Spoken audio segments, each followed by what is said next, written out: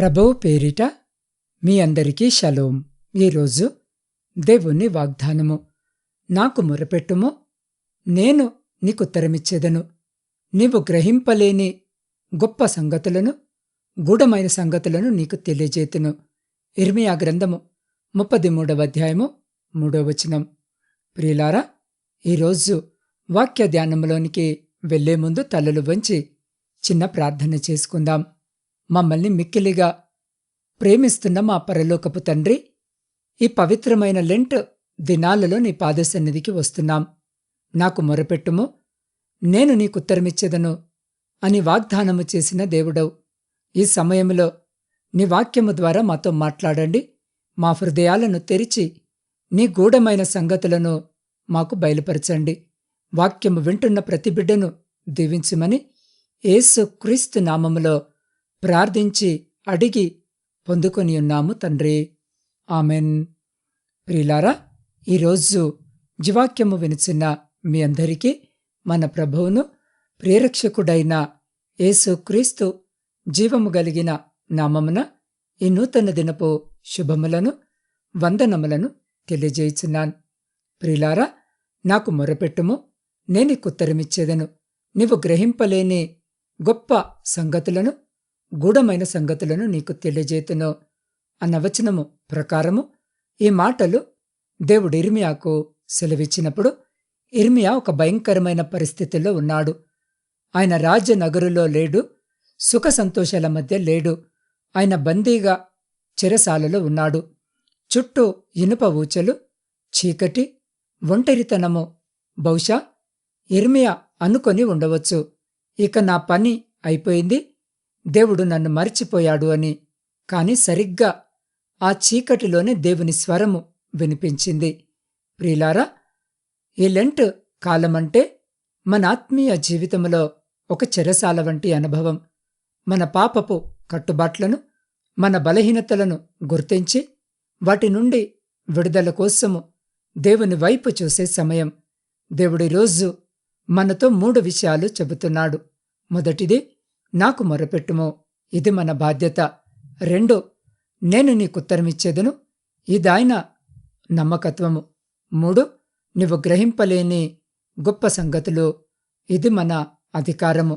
అవును ప్రియులారా, మనమడిగే దానికంటే, ఊహించే దానికంటే అత్యధికముగా చేయగల దేవుడు మనకున్నాడని ఈ వాక్యము మనకు గుర్తు చేస్తుంది. మన ప్రార్థన కేవలము ఆకాశానికి పంపే మాటలు కావు, అవి పరలోకపు తలుపులు తట్టే తాళము చెవులు.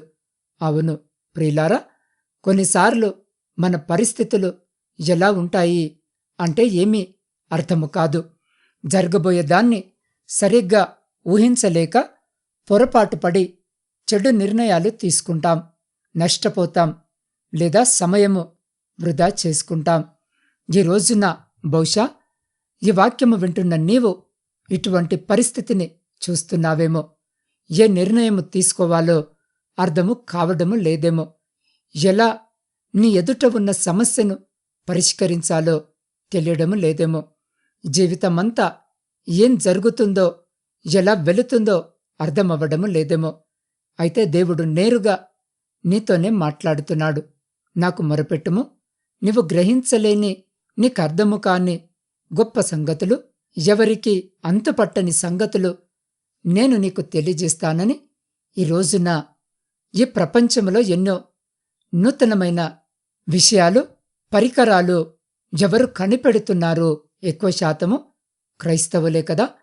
అటువంటి జ్ఞానము వారికి దేవుడు ఇచ్చాడు. మొదటి ప్రింటింగ్ మిషన్ కావచ్చు, ఒక బల్బు కావచ్చు, విమానము కావచ్చు, మొబైల్ ఫోన్ కావచ్చు, అన్నీ కూడా దేవుని నమ్మిన బిడ్డలు కనిపెట్టగలిగారు. అంటే వారికి దేవుడు తెలియపరచడం వల్లనే అది సాధ్యమైంది. అనేక మంది జీవితంలో అయోమయ పరిస్థితి ఆవరించి ఉంది. ఆ అయోమయ పరిస్థితిలో నుండి వారు బయటపడలేకపోతున్నారు. ఎంతో మందిని సలహాలు అడుగుతున్నారు, కానీ అవి వృధా అయిపోతున్నాయి. వారు కూడా ఆ సమస్యలకు తగిన విధముగా పరిష్కారం ఇవ్వలేకపోతున్నారు. ఇవ్వలేకపోగా ఏమంటున్నారు అంటే, దీనికి సమాధానము ఎవరూ చెప్పలేరు, ఎవరికీ అర్థము కాదు. ఇక నీకు పరిష్కారము దొరకదు అన్నట్లు మాట్లాడి నీకుచిత సలహా ఇస్తూ నిన్ను భయపెడుతున్నారేమో.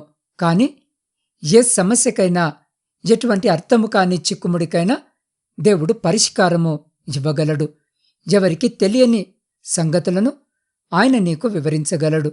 ఏం చేస్తే నీ జీవితం బాగుపడుతుందో, ఎలా ఉంటే నీవు అభివృద్ధి చెందుతావో, ఏ నిర్ణయం వలన నీకు మేలు జరుగుతుందో ఆయన నీకు తప్పక చెబుతాడు. నిన్ను రక్షిస్తాడు, నీకు విజయాన్నిస్తాడు. పరిశుద్ధ లేఖన భాగములో మనము చూస్తే నెబ్కద్నెజరుకు ఒక కల వస్తుంది. ఆ కల భావము చెప్పమని ఆ దేశములో ఉన్న జ్ఞానులను, శకునగాండ్రను పిలిపిస్తారు. కల భావము చెప్పండి అని అంటారు. దానికి వారు అంటారు, కల చెప్పండి, కలభావం వెంటనే చెప్పేస్తామని అనడంతో రాజు ఇచ్చే సమాధానానికి వారికి ఏమీ అర్థము కాదు.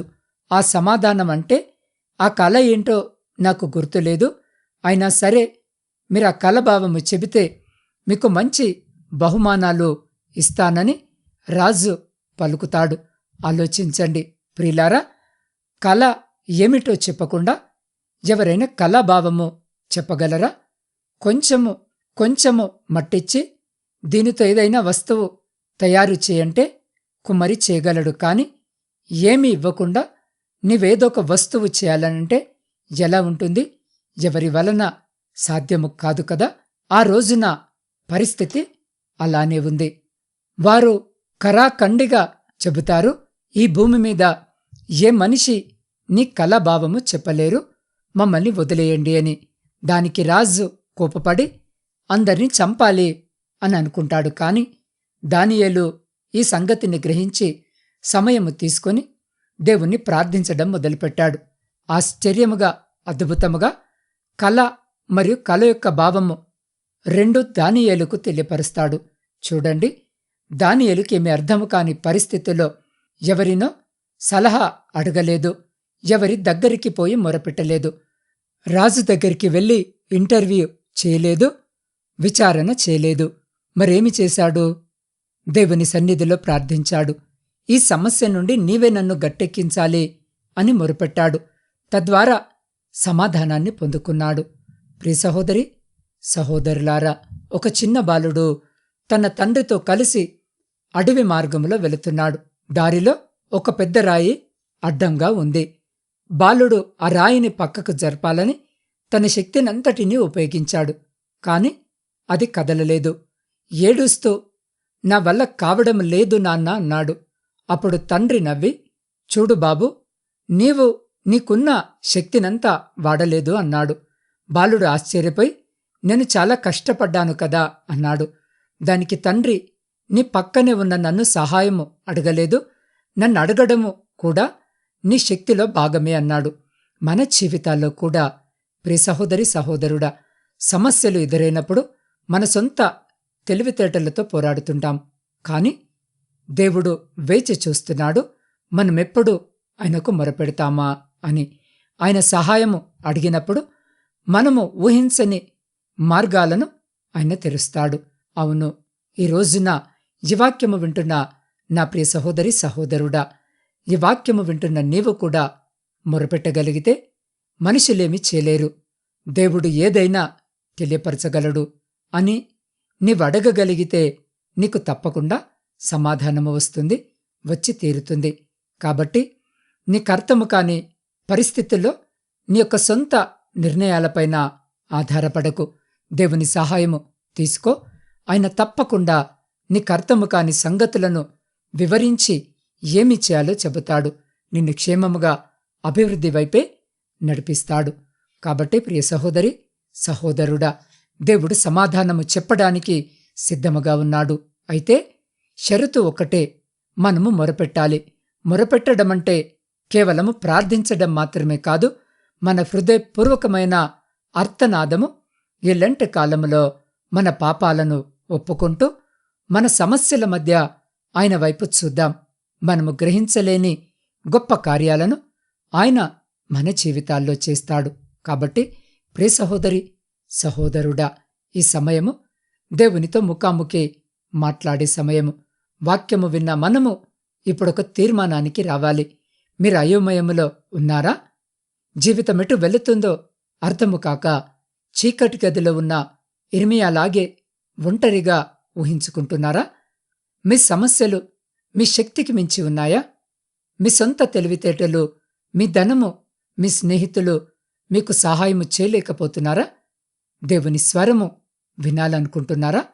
మీ జీవితము పట్ల దేవుని ప్రణాళిక ఏమిటో, ఆ గూఢమైన సంగతులేమిటో తెలుసుకోవాలని ఆశ కలిగి ఉన్నారా? దేవుడు ఈ ఉదయం నీ వైపు చూస్తూ అంటున్నాడు, నా ప్రియమైన బిడ్డ, నువ్వు పడుతున్న ప్రయాస చాలు. ఇక పోరాటము నాకు అప్పగించు. నీవు చేయవలసిందల్లా ఒకటే, నాకు మొరపెట్టు. మొరపెట్టడమంటే పైపైన ప్రార్థన చేయడము కాదు. నీ హృదయములోని వేదనను, అంటే ఆశను దేవుని పాదాల దగ్గర కుమ్మరించడం. ఎవరైతే, ప్రభువా, నా జీవితము నీకు అప్పగిస్తున్నాను, నా సమస్యల నుండి నన్ను విడిపించు, నీ గూఢమైన సంగతులను నాకు బయలుపరచు అని మనస్ఫూర్తిగా కోరుకుంటున్నారో వారు దయచేసి ఉన్న చోటే మోకరించండి, లేదా మీ కుడి చేయి పైకెత్తండి. మీ మొరను ఆలకించడానికి పరలోకపు తండ్రి సిద్ధముగా ఉన్నాడు. ఎల్లంట కాలము నీ జీవితంలో ఒక గొప్ప మార్పుకు నాంది కావాలి. నీ ప్రార్థనకు సమాధానమిచ్చే దేవుడు నీ చెంతనే ఉన్నాడు. ఆయన సన్నిధిని ఇప్పుడే అనుభవిద్దాం. ప్రియులారా, మీరున్న స్థితిలోనే మరికొన్ని నిమిషాలు తలలు వంచి కళ్ళు మూసుకొని నాతో పాటు ప్రార్థనలో ఏకీభవించండి. పరిశుద్ధుడా, ప్రేమ నమ్మకము కలిగిన మా ప్రియ పరలోకపు పరమ తండ్రి, మీ జీవము కలిగిన ఉన్నతమైన నామమును బట్టి స్తుతులు, స్తోత్రాలు, వందనాలు. అయ్యా, అద్భుత రీతిగా విత్తబడిన నీ వాక్యము ఈ దినము ప్రతి హృదయములో ఫలించునుగాక. మొరపెడుతున్న ప్రతి బిడ్డకు నీ ఉత్తరమివ్వండి. వారి కన్నిటిని తొడవండి. అంధకారములో ఉన్నవారికి నీ వెలుగును, గూఢమైన నీ జ్ఞానాన్ని ప్రసాదించండి. ఈ లెంట్ దినాలలో నీకింకా దగ్గరయ్యే కృపను మాకు దయచేయమని నీ పాద సన్నిధిలో వేడుకొనుచున్నాం.